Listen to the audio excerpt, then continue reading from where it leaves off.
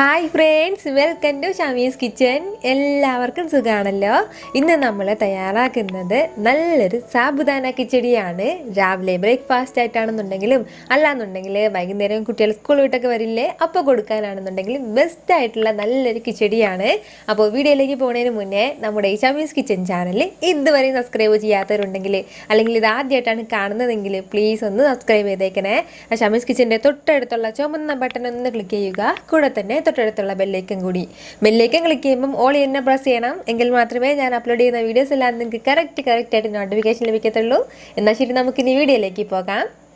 നമ്മുടെ ഈ സാബുദാന കിച്ചടി തയ്യാറാക്കാൻ വേണ്ടിയിട്ട് നമുക്ക് മെയിനായിട്ട് വേണ്ടത് സാബുദാന തന്നെയാണ്.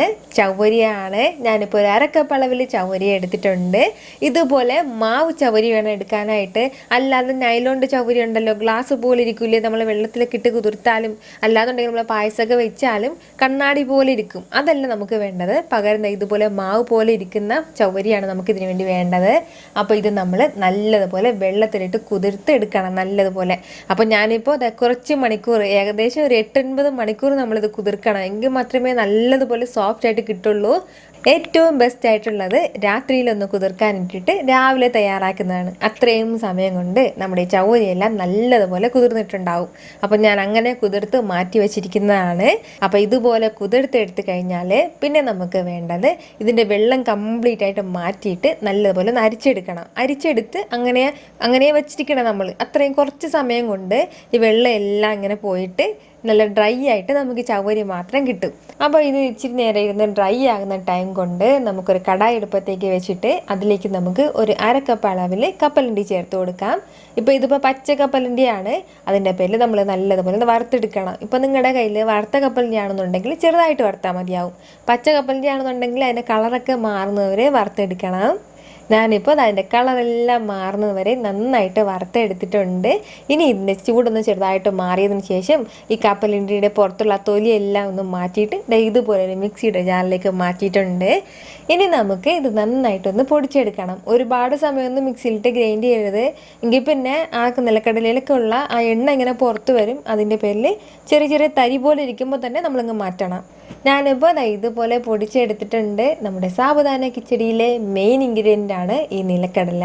അപ്പോൾ ഇത് മാറ്റി വെച്ചതിന് ശേഷം മറ്റൊരു കടായി ചൂടാക്കിയിട്ട് ഇതിലേക്ക് നമുക്ക് ഒരു 2 ടേബിൾ സ്പൂൺ അളവിൽ എണ്ണ ചേർത്ത് കൊടുക്കാം. അതിനുശേഷം പിന്നെ നമുക്ക് ഇതിലേക്ക് ചേർക്കേണ്ടത് 1 ടീസ്പൂൺ അളവിൽ ചെറിയ ജീരകമാണ്. പിന്നെ നമുക്ക് ഇതിലേക്ക് വേണ്ടത് ഒരു 2-3 പച്ചമുളകും ഒരു ചെറിയൊരു പീസ് ഇഞ്ചിയാണ്. അപ്പോൾ അത് രണ്ടും ചെറുതായിട്ട് ഇങ്ങനെ അരിഞ്ഞെടുത്തിട്ടുണ്ട്. അതുകൂടി നമുക്കിതിൻ്റെ കൂടെ ചേർക്കാം. അതിനുശേഷം ഈ ഇഞ്ചിയുടെയും പച്ചമുളകിൻ്റെയും ആ ഒരു പച്ച മണം മാറുന്നവരെ ലൈറ്റായിട്ടൊന്ന് വറുത്ത് കൊടുക്കാം. ഇനി നമുക്ക് ഇതിലേക്ക് വേണ്ടത് കുറച്ച് വെജിറ്റബിൾസ് ആണ്. അപ്പോൾ അതിന് വേണ്ടിയിട്ട് ഞാനിപ്പോൾ ഒരു ക്യാരറ്റ് എടുത്തിട്ടുണ്ട്. അത് ഇതുപോലെ ചെറുതായിട്ട് അരിഞ്ഞിട്ടെടുത്തിരിക്കുകയാണ്. അപ്പോൾ അത് നമുക്ക് ഇതിൻ്റെ കൂടെ ചേർക്കാം. അപ്പോൾ ഇതിലേക്ക് നമ്മൾ വെജിറ്റബിൾസ് ഒക്കെ ചേർക്കുന്നത് നമ്മുടെ ഇഷ്ടമാണ്. കുറയ്ക്കുക കൂട്ടുക അതൊക്കെ നമ്മുടെ ഇഷ്ടത്തിന് ചേർത്താൽ മതിയാവും. പിന്നെ നമുക്കിതിലേക്ക് വേണ്ടത് ഒരു തക്കാളിയാണ്. ആ തക്കാളിയും ചെറുതായിട്ട് അരിഞ്ഞിട്ട് ചേർക്കുകയാണ്. കൂടെ തന്നെ കുറച്ച് പച്ചപ്പട്ടാണി കൂടി. അപ്പോൾ ഈ പച്ചപ്പട്ടാണി നമ്മുടെ വീട്ടിൽ എപ്പോഴും ഉണ്ടാവില്ല, ഉണ്ടെങ്കിൽ മാത്രം നമ്മളിതിലേക്ക് ചേർത്താൽ മതിയാവും. പിന്നെ വേണ്ടത് ഒരു ഉരുളക്കിഴങ്ങാണ്. അത് ഇതുപോലെ ചെറുതായിട്ട് അരിഞ്ഞിട്ട് വേണം ചേർക്കാനായിട്ട്. ഉരുളക്കിഴങ്ങ് പെട്ടെന്ന് വെന്തിട്ട് കിട്ടില്ല. അതിൻ്റെ പേരിൽ ചെറിയ പീസായിട്ട് വേണം അരിയാനായിട്ട്.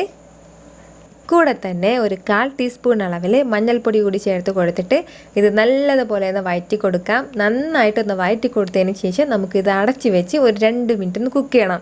ആ 2 മിനിറ്റ് കൊണ്ട് നമ്മളിതൊക്കെ ചെറുതായിട്ടല്ലേ അരിഞ്ഞിട്ടുള്ളത്, അത്രയും സമയം കൊണ്ട് പകുതിയിൽ കൂടുതൽ നമ്മുടെ ഈ പച്ചക്കറികളൊക്കെ വെന്തിട്ട് കിട്ടും.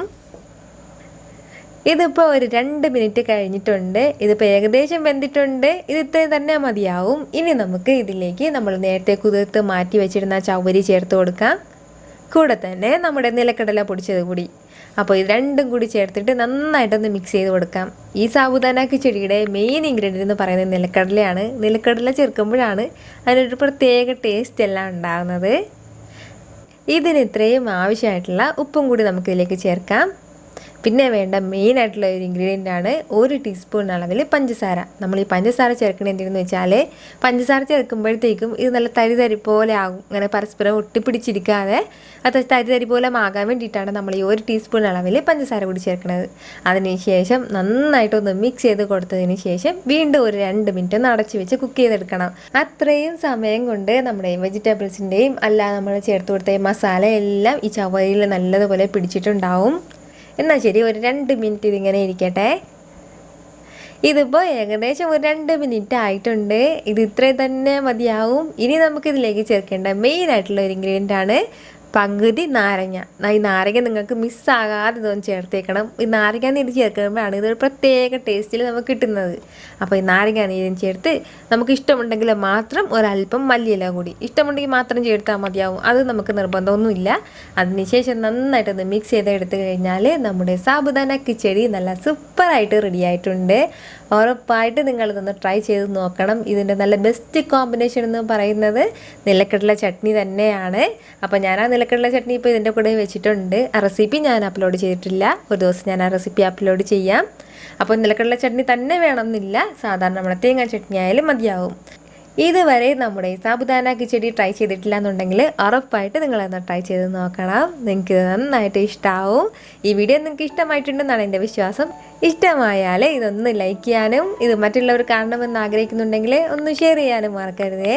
വീണ്ടും നല്ലൊരു ഉഷാറ് വീഡിയോ ആയിട്ട് ഞാൻ വരുന്നതായിരിക്കും. അതുവരേക്കും എല്ലാവരും ഹാപ്പി ആയിട്ടിരിക്കുക, സന്തോഷമായിട്ടിരിക്കുക, ചിരിച്ചുകൊണ്ടിരിക്കുക. Take care dear friends.